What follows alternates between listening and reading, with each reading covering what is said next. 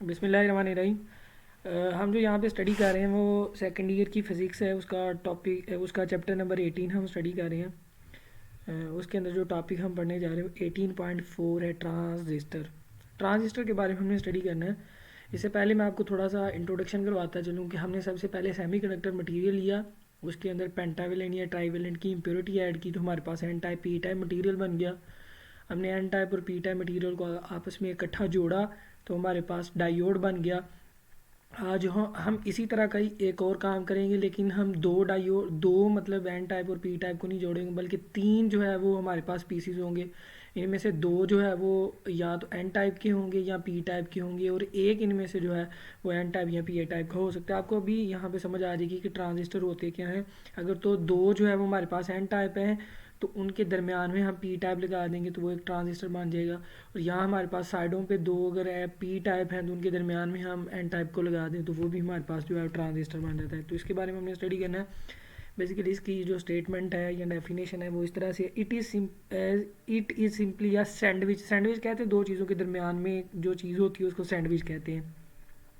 It is simply a sandwich of one type of a semiconductor material between two layers of other type. मतलब मैंने आपको बता दिया है कि दो जो साइडों पे दो टाइप्स होंगी, चाहे एन टाइप हो चाहे पी टाइप, उनके दरमियान में हम जो है वो एक टाइप को जो है वो रखते हैं जिस जो कि मिल के हमारे पास जो है वो ट्रांजिस्टर मटेरियल बनता है। इसकी डेफिनेशन अभी क्लियर हो जाएगी। हमारे पास दो तरह के कम्बिनेशन हो सकते हैं, या तो एन ट्रांजिस्टर हो सकता है, sorry P N P transistor हो सकता है जिनमें दोनों साइडों में पी टाइप मटेरियल होगा और उनके दरमियान में एन टाइप सैंडविच जो है वो उनके दरमियान एन टाइप जो है सैंडविच किया हुआ होगा पी टाइप मटेरियल के, तो इसको हम जो है वो पी एन पी ट्रांजिस्टर का नाम देते हैं। दूसरी जो इसकी कम्बिनेशन ऑफ ट्रांजिस्टर वो इस तरह से है, एन पी एन ट्रांजिस्टर है, साइडों पे एन टाइप होगा और उनके दरमियान में जो है सैंडविच किया होगा वो पी टाइप मटेरियल होगा, तो इसको हम जो है वो एन पी एन ट्रांजिस्टर का नाम देते हैं। तो ये हमारे पास जो है ट्रांजिस्टर है। तो मतलब हमने यहाँ पे इसकी दो टाइप्स के बारे में पढ़ना है, पी एन पी ट्रांजिस्टर और एन पी एन ट्रांजिस्टर। अगर हम यहाँ पे इनके सिंबल की स्टडी करें, इनके सिंबल को हम देखें तो हमारे पास इस तरह से होगा। सबसे पहले पी एन पी ट्रांजिस्टर को अगर हम देखें तो दो साइडों पे पी टाइप मटेरियल है और उनके दरमियान में जो है वो एन टाइप मटेरियल है। एन टाइप मटेरियल जो होगा वो उनके दोनों साइडों में पी टाइप मटेरियल और पी टाइप मटेरियल होगा। अगर हम इनको नाम दें तो दरमियान वाले को हम जो है वो बेस का नाम देंगे, चाहे वो एन टाइप हो चाहे पी टाइप हो, उसको एन बेस का नाम देंगे।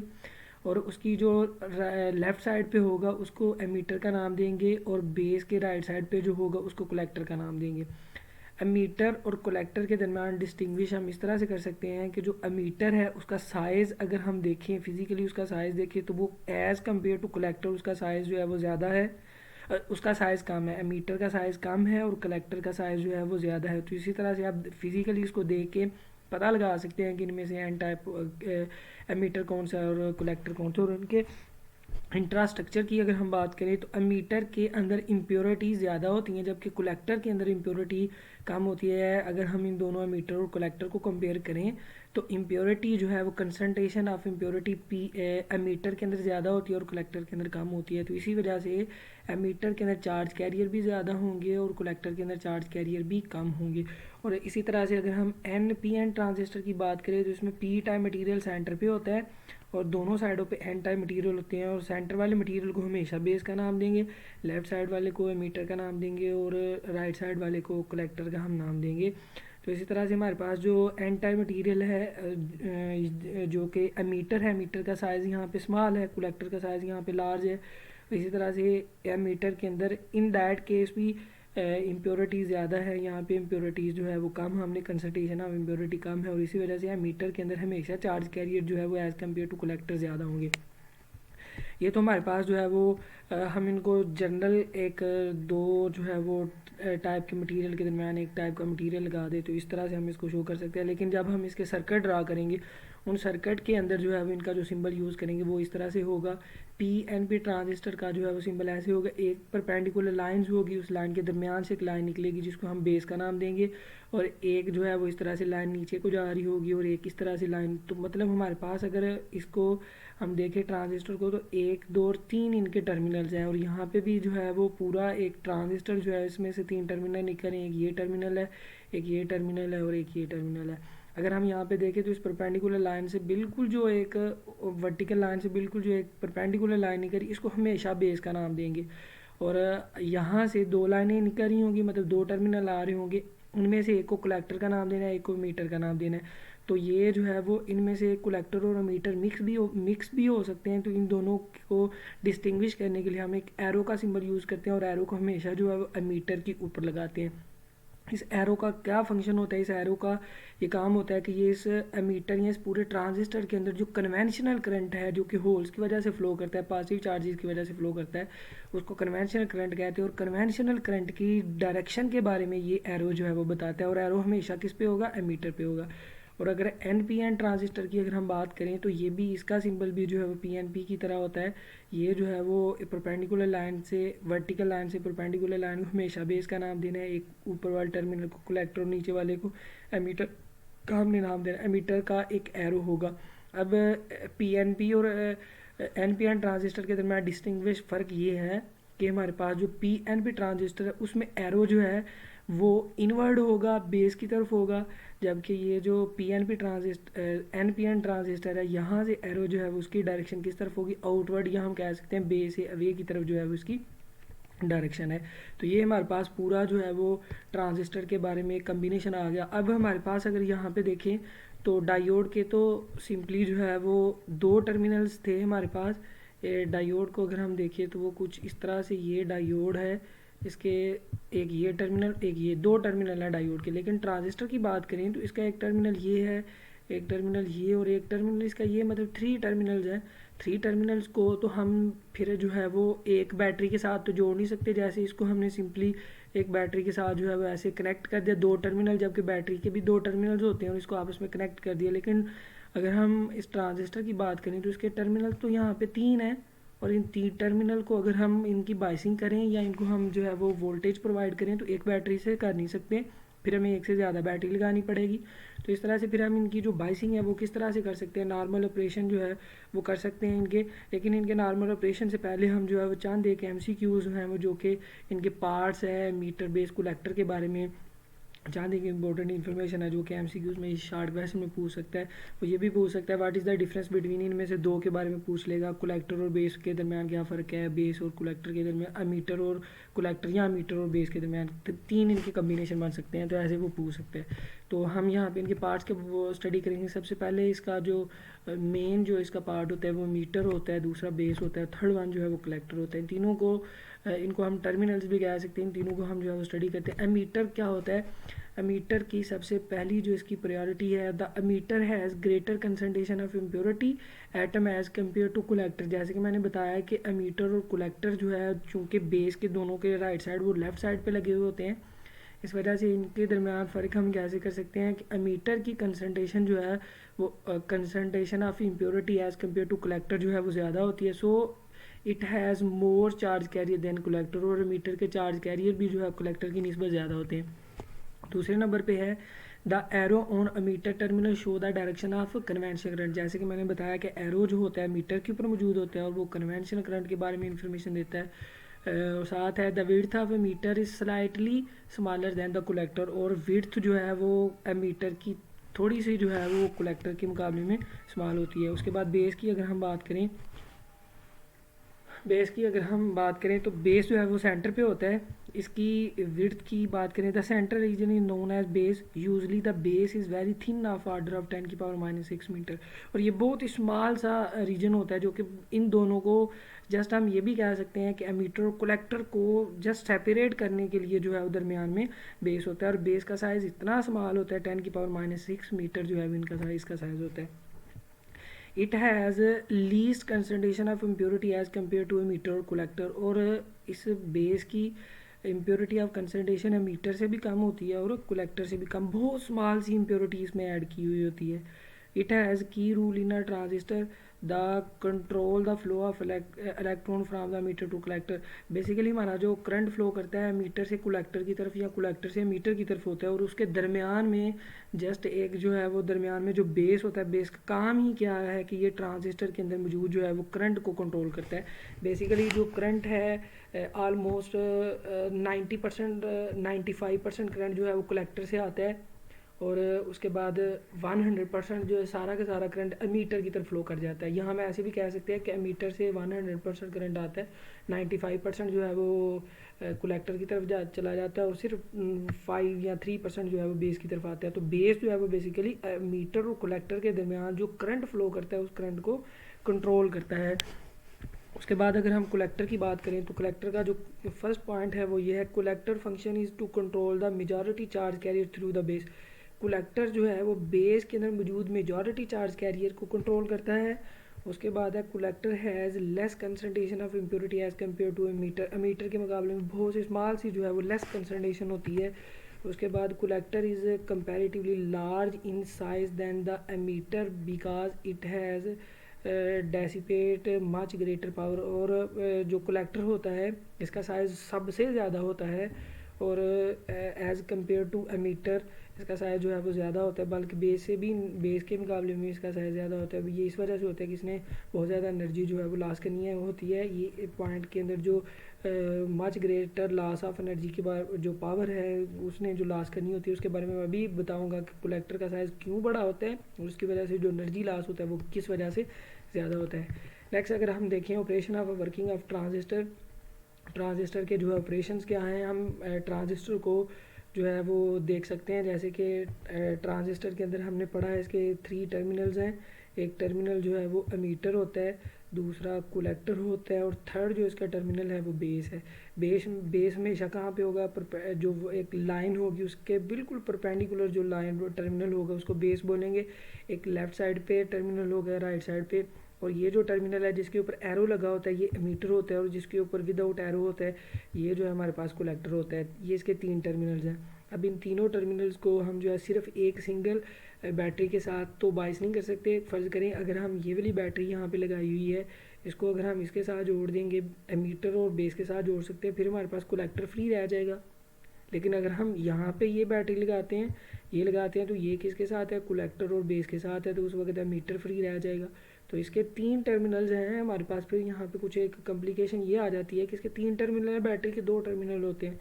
फिर हम एक बैटरी से तो इसकी बाइसिंग कर नहीं सकते, फिर हम 2 बैटरी से इसकी बाइसिंग करते हैं। एक हमारे पास जो बैटरी को हम बोलेंगे जो कि एमीटर और बेस के साथ कनेक्ट होगी, और इसके साथ जब भी हमने बैटरी को कनेक्ट करना है तो इसको हमने VBB का नाम देना, और VBB जो है वो एमीटर और बेस के दरमियान होती है। और हमेशा इस पोर्शन को या बेस और जो हमारे पास एमीटर होता है इसको हमने फॉरवर्ड बाइसिंग करना है। तो फॉरवर्ड बाइसिंग के केस में हमारे पास क्या होता है कि हम जो है वो एन टाइप को बैटरी के नेगेटिव टर्मिनल से और पी टाइप को बैटरी के पॉजिटिव टर्मिनल से अटैच करते हैं। ये जो सारे हमने ऑपरेशन देखने हैं वो बेसिकली हमारे पास NPN जो है वो ट्रांजिस्टर के होते हैं।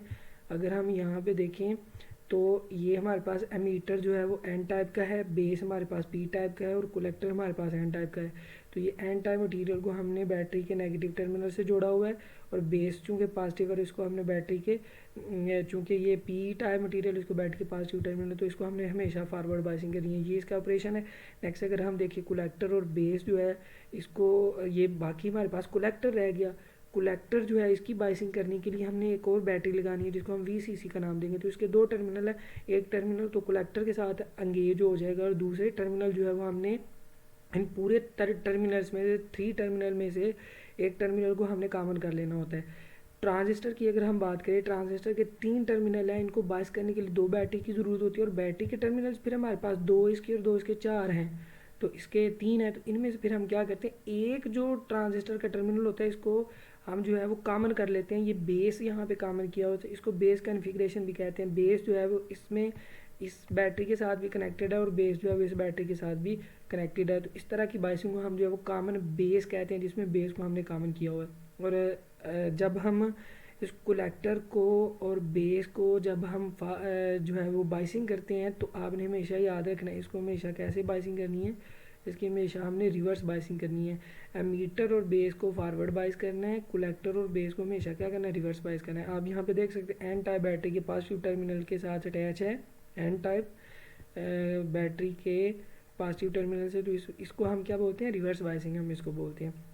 और साथ आप देख लें ये बेस जो है वो पी टाइप मटीरियल है, तो इसको बैटरी के हमने नेगेटिव टर्मिनल के साथ अटैच किया हुआ है। तो ये इस तरह से हम जो है इसकी बाइसिंग कर सकते हैं। साथ हम अगर यहाँ पे देखें तो ये एरो बाहर को जो होता है वो हमारा किसको शो करता है, एनपीएन ट्रांजिस्टर को, और जो एरो इनवर्ड होता है वो हमारे पास किसको शो करता है, ये पीएनपी ट्रांजिस्टर को शो करता है। तो ये हमारे पास पीएनपी ट्रांजिस्टर है, और इसको भी हम जो है वो बाइसिंग करने के लिए हम ऐसे करेंगे कि इसको भी बाइसिंग करने के लिए हमने दो बैटरी लगानी है, एक को वीबीबी का नाम देंगे, दूसरी को वीसीसी का नाम देंगे। एक जो बात बताने वाली रह गई है, इस कलेक्टर के करंट को कंट्रोल करने के लिए हमने चूँकि डीसी की बैटरी लगाई हुई है, मैंने बताया था कि डीसी वोल्टेज सोर्स जब भी लगाएं तो उसके करंट को कंट्रोल करने के लिए हमारे पास एक रेजिस्टेंस होती है। तो ये यहाँ पे रेजिस्टेंस जो है कलेक्टर के साथ अटैच है, तो इस वजह से इसको आरसी का नाम दिया हुआ। तो ये एमीटर के साथ अटैच है, इस वजह से इसको हमने आरई का नाम दिया हुआ। सेम यहाँ पे भी वो रेजिस्टेंस जो है वो लगी हुई है, ये वोल्टेज सोर्सेज वीबीबी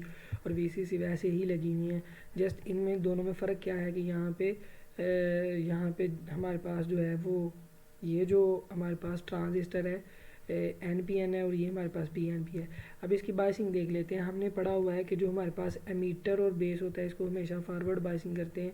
ये हमारे पास एमीटर है ई, ये हमारे पास बेस है, इसको फॉरवर्ड बाइसिंग करना है। एमीटर अब पी टाइप पे है, तो आप देख सकते हैं ये बैटरी के पॉजिटिव टर्मिनल से अटैच है, और ये बेस जो है वो एन टाइप है, तो बैटरी के नेगेटिव टर्मिनल से अटैच है। तो ये हमारे पास नॉर्मली जो है वो इसकी क्या होगी, फॉरवर्ड बाइसिंग होगी है।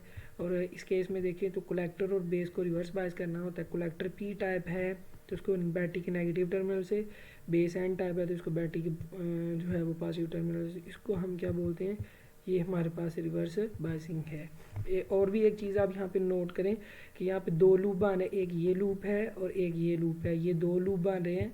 इनमें से इस लूप को इनपुट लूप बोलते हैं और इसको आउटपुट लूप बोलते हैं। इनपुट लूप को हमेशा फॉरवर्ड बाइस करना है और आउटपुट लूप को हमेशा रिवर्स बाइस। यहाँ पे भी दो लूप है, एक ये लूप है और एक ये लूप है, इसको इनपुट लूप, इसको आउटपुट लूप। इनपुट लूप को हमेशा फॉरवर्ड बाइस और आउटपुट लूप को हमेशा रिवर्स बाइस।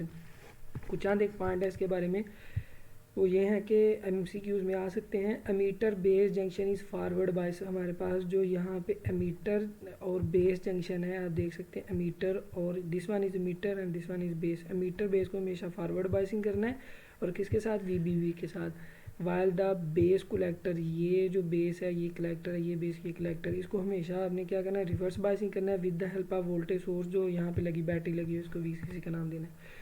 उसके बाद है for an normal operation VCC is always greater than VBB. VCC चूँकि आउटपुट लूप के ऊपर लगी हुई है, ये आउटपुट लूप है, इस पे लगी हुई है, और वीबीबी इनपुट लूप पे लगी हुई है। तो हम कह सकते हैं कि आउटपुट लूप के ऊपर वोल्टेज है वो हमेशा इनपुट लूप के ऊपर मौजूद जो वोल्टेज है उससे क्या होगी, ग्रेटर होगी। ये दो पॉइंट है आपने जो याद रखने हैं। नेक्स्ट हम देख लेते हैं कि इसके अंदर बाइसिंग तो हमने देख ली कि इसको हम ऐसे ऐसे बाइस कर सकते हैं। नेक्स्ट हमने देखना है कि इसकी किस तरह से इसके अंदर जो है वो करंट जो जब फ्लो करता है तो इसके अंदर नॉर्मल ऑपरेशंस क्या होते हैं, कैसे कहाँ से करंट आता है, कहाँ किसकी तरफ जो है फ्लो करता है। हमने जो यहाँ पे शो करवाना है, ज़्यादातर जो हमारे पास ट्रांजिस्टर होते हैं एनपीएन और पीएनपी के अंदर से एनपीएन ट्रांजिस्टर हमेशा ज़्यादा जो है वो यूज़ होते हैं, इसकी वर्किंग एफिशिएंसी जो है वो ज़्यादा होती है। इस वजह से ज़्यादा जो हमारे पास डिवाइसेस होती हैं जिनके अंदर जो ट्रांजिस्टर लगे होते हैं वो एनपीएन ट्रांजिस्टर के होते हैं। बेसिकली एनपीएन की जगह पीएनपी भी लगा सकते हैं, लेकिन जो ज़्यादातर जो यूज़ होते हैं वो एनपीएन ट्रांजिस्टर ही यूज़ होते हैं। तो इस वजह से हम यहाँ पे सिर्फ करंट का फ्लो जो है वो एनपीएन ट्रांजिस्टर के अंदर देखेंगे। इसके चंद एक डायग्राम है, उसकी हेल्प से हमने देखने हैं। जब भी हम इसकी जो है वो 3 डायग्राम है, सबसे पहले ए डायग्राम को जब हम डिस्कस करें तो आप वैसे भी डायग्राम बना सकते हैं, लेकिन इसको ऐसे भी जो है शो करवाया। ये हमारे पास एन टाइप मटेरियल है, ये पी टाइप है और ये एन है। ये हमारे पास एन पी एन जो है वो ट्रांजिस्टर है, ये एमीटर होगा, दरमियान में ये जो है वो बेस होगा और ये क्या होगा, कलेक्टर होगा। और अगर हम यहाँ पे देखें तो एमीटर और जो बेस है इसको फॉरवर्ड बाइस किया होता है, तो आप देख सकते हैं इसको फॉरवर्ड बाइस किया हुआ है, कलेक्टर और बेस को रिवर्स है तो इसको रिवर्स बाइस किया हुआ है। सेम वैसे ये डायग्राम है। जब भी आप यहाँ पे देखें तो हमारे पास जो ज़्यादा impurity concentration of impurity emitter के अंदर होती है, दूसरे नंबर पे कलेक्टर के अंदर, सबसे कम जो इम्प्योरिटी कंसनट्रेशन है वो बेस के अंदर होती है। जब भी हम इसको फॉरवर्ड बाइस करते हैं तो आपको पता है फॉरवर्ड बाइस के अंदर से करंट फ्लो करता है, तो करंट फ्लो किस तरफ करेगा, एमीटर से बेस की तरफ करंट आएगा। जबकि कलेक्टर और बेस को देखें तो इसको हमने रिवर्स बाइस किया हुआ है, तो रिवर्स बाइसिंग के केस में तो करंट फ्लो नहीं करता, बहुत स्मॉल सा ना होने के बराबर करंट फ्लो करता है, जिसको हम रिवर्स करंट बोलते हैं। तो यहाँ पे फिर क्या है, इसको फॉरवर्ड बाइसिंग में करने से इम्प्योरिटी और यहाँ पे मेजॉरिटी चार्ज कैरियर जो है वो इलेक्ट्रॉन्स हैं, तो ये इस तरह से इस तरफ जो है वो फ्लो करेंगे। फॉरवर्ड बाइसिंग का केस है तो इस तरह से हमने एमीटर और बेस को फॉरवर्ड बाइस किया हुआ, तो इस वजह से एमीटर से बेस की तरफ करंट फ्लो करेगा। नेक्स्ट ये जो करंट यहाँ से इस तरफ आ रहा है, ऑलमोस्ट ये 100% जो है वो करंट इस तरफ आ रहा है। ये हमारे पास 100% जो करंट है वो कहाँ से इंजेक्ट कर जाता है, एमीटर से बेस के अंदर। नेक्स्ट आगे हम देखें तो बेस को हमने बहुत कम इम्प्योरिटी किया हुआ होता है और इसके अंदर बहुत स्मॉल सा इसका रीजन होता है, ऑलमोस्ट 10 की पावर माइनस जो है वो 6 मीटर के करीब होता है।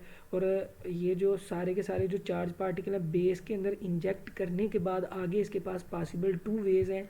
यहाँ तो ये बेस की तरफ जो है वो करंट फ्लो करेगा, यहाँ जो है वो एम कलेक्टर की तरफ ये करंट फ्लो करेगा।